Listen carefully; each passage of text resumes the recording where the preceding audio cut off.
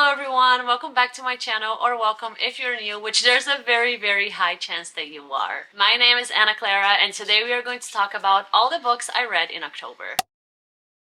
Thank you so much for being here. I truly hope that you're having a fantastic day, and let's get into my October wrap-up. Before we do, just a little side note, I am not at home right now. I'm actually not even in the United States. I'm currently in Brazil, which is why my setup is not the greatest, and also that means that I don't have physical copies of the books that I read with me, so I am going to put pictures of their covers, and I hope that's okay. October was a pretty good reading month for me. It's honestly pretty good for me to read 8 books because recently I had only able to read like 6 books tops per month. Since May, I had been in the worst reading slump ever, so it was nice to change things up a bit in October and read 8 books. The first book that I finished reading in October was The Adventures of Amina Alafi by Shannon Chakraborty. This is a story about Amina, who's this pretty well-known pirate who has been in so many adventures throughout her life. Recently though, she has slowed down quite a bit. She went through a pretty traumatic event, and after that she decided to just step away from the pirate scene and just live her life in this little house with her mother and her daughter. She doesn't want anyone to find her, but then someone does. And she is pretty much forced into going into one last adventure with her crew to rescue someone that has something to do with her past. I started this book back in May. I actually talked about it in a reading vlog I filmed forever ago. And then I decided that the physical copy wasn't really working out for me, so I decided to try out the audiobook, and that was so much fun. But then my audiobook lapsed, so I had to wait forever to get it back, and I finally did, so I finished the book. Ultimately, I really enjoyed this book. I feel like it was just a fun story to read. It has that really classic fantasy adventure quest sort of thing. The characters are really endearing, and it also has the found family trope, which is always something I really enjoy. And I honestly feel like if you're just looking for a book that is going to take you away from reality for a little bit, that you're just going to enjoy, you're just gonna have a fun time, go for this one, because I just had a blast. The next book I finished reading was Penance by Eliza Clark.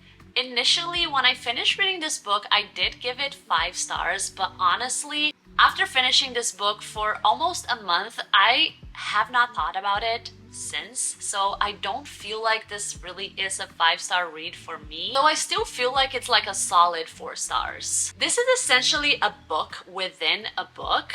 We are following the perspective of this journalist who is writing a book about this murder that took place in a very tiny beach town in Britain like a couple of years ago. This murder was pretty shocking, but it really didn't break international news for multiple reasons. There was just very complex politics within this small town, but also the murder took place the night before Brexit, so the news didn't really care. But it was a horrific murder committed by 3 teenage girls. And we are following this journalist as he navigates this small town and talks to people that are somehow related to this murder. This book has a very interesting structure because we are reading from multiple different sources. We are reading interview scripts. We're also reading audiobook transcripts, as well as the journalist's personal thoughts and opinions, and also Tumblr posts. So you get a lot of information, and it's very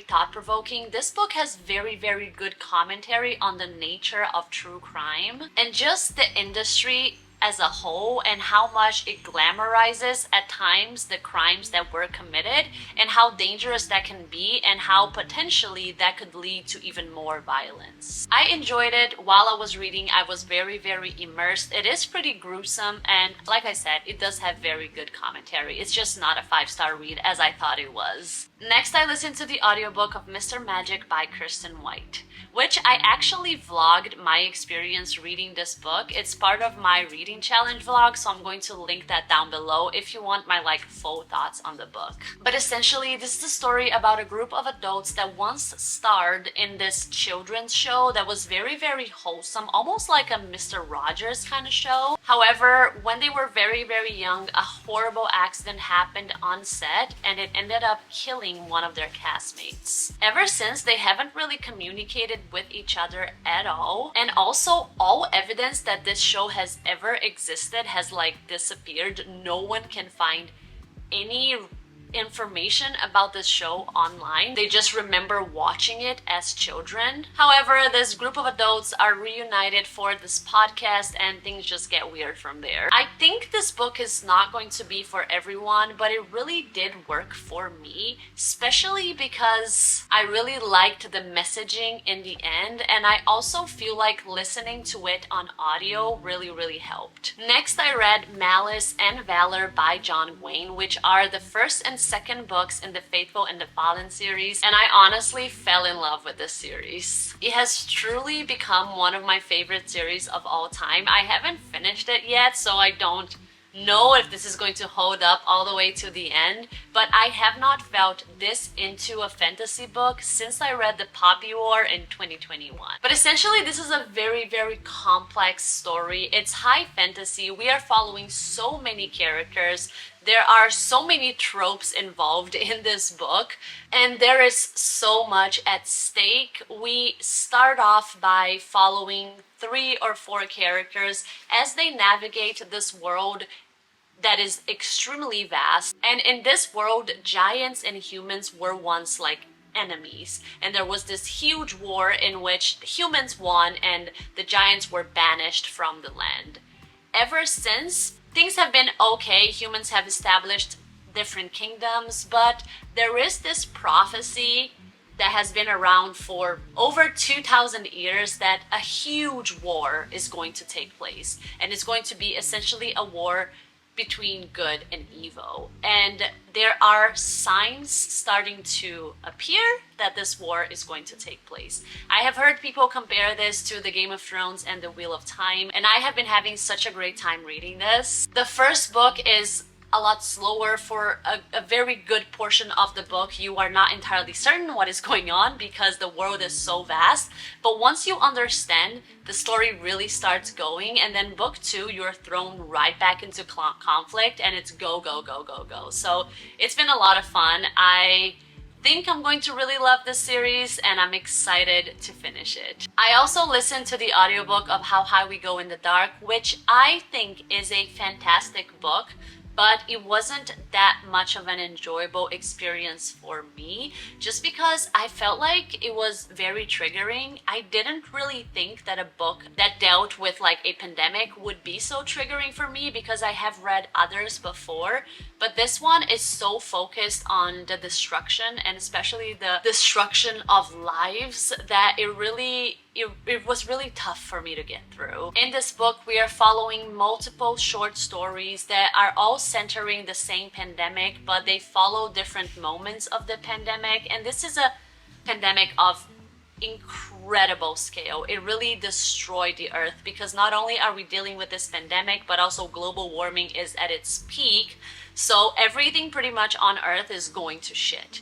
And we are following these different characters who are just human and are trying to get by this world the best way that they can. And it's really sad.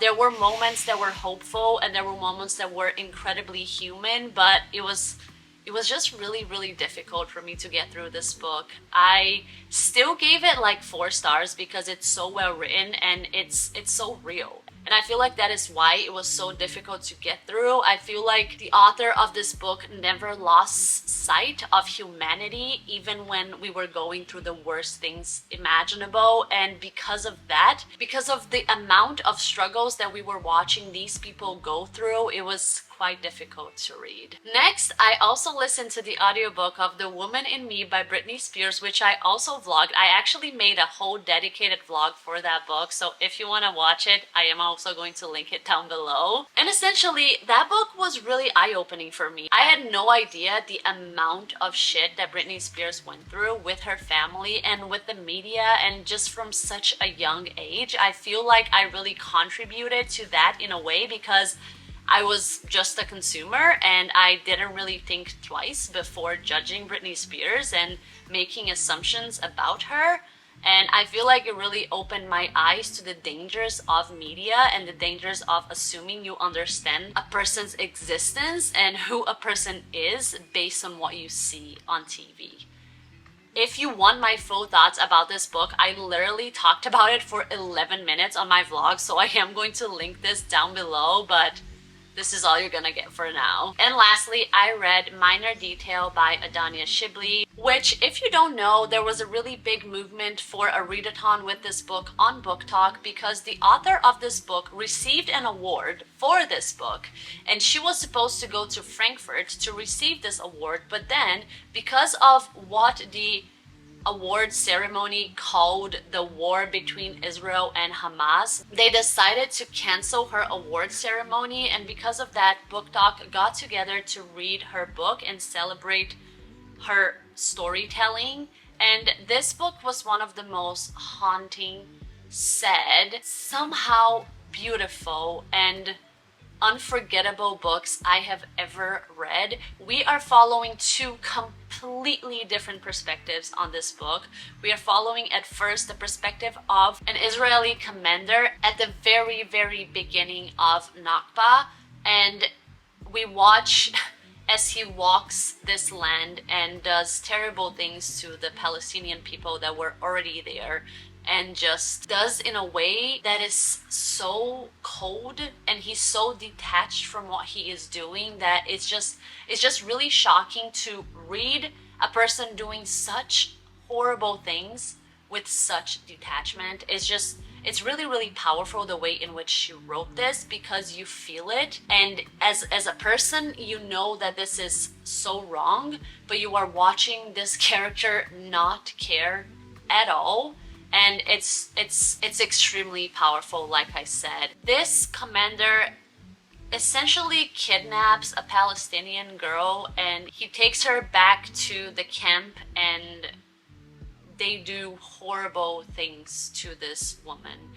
And all of the sudden, this point of view ends. It ends so abruptly, and then we start following a woman in current times who is obsessed with this case. She kind of randomly stumbled upon this story, and she got fixated on the minor detail that happened the same day that she was born. She was only born 25 years later, and she becomes obsessed with that minor detail, and she wants to discover as much as she can about this woman and what happened to her and what was her story. And she sets out throughout Palestine trying to figure out more information about this woman, and she puts herself in so much danger. And as she goes through this journey of trying to figure out more information, we get a glimpse of what it's like to live as a Palestinian woman in Palestine, and it's a truly unforgettable read. If you can, I really, really urge you to read it, because it's something that is going to stay with you, and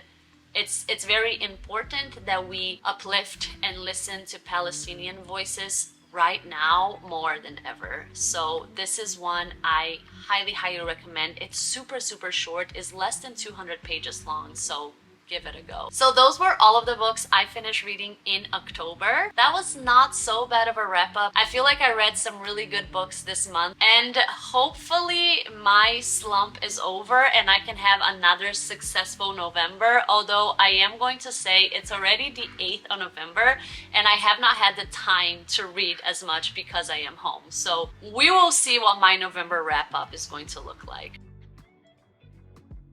Thank you so much for watching. I hope you enjoyed this little wrap up. Let me know in the comments what was your favorite book of October, and please consider liking this video and also subscribing to my channel because I post videos every Sunday. Thanks again for watching, and I'll see you on my next one. Bye bye.